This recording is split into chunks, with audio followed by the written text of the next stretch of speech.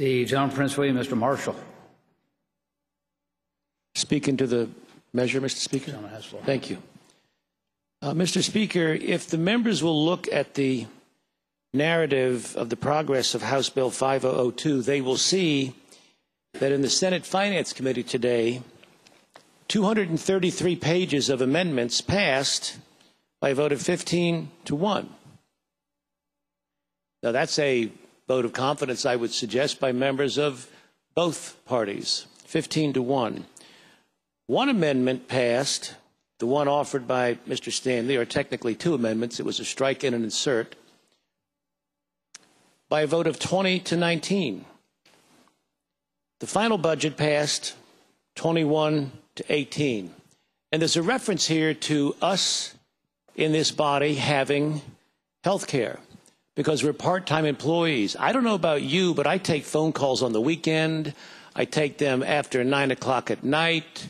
This is a 24/7 commitment job. This is not a part-time commitment. Those who think otherwise must have dead cell phones.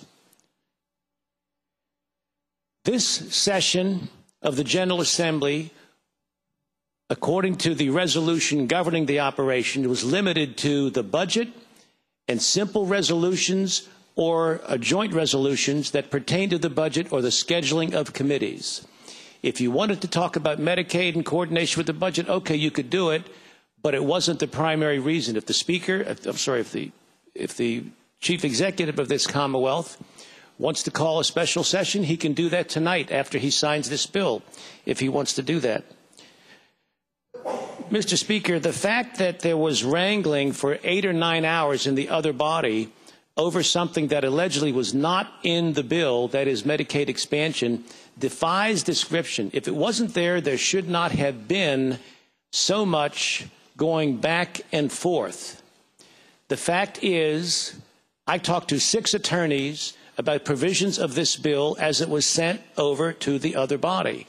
Each one of them concluded, unless you have some kind of an amendment, such as was offered by Senator Black or Senator Stanley after that, you were authorizing or you opened the door to Medicaid expansion.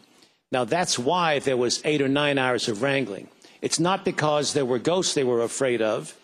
There was a reality here that a number of individuals experienced in legislation, experienced in law, and experienced in the workings of this place found if you really want to address that and want to keep it a clean budget without this extraneous item, offer such an amendment. That amendment was offered, it passed, and again, just think, 233 pages of amendments, 14 to 1. I urge adoption of this final budget.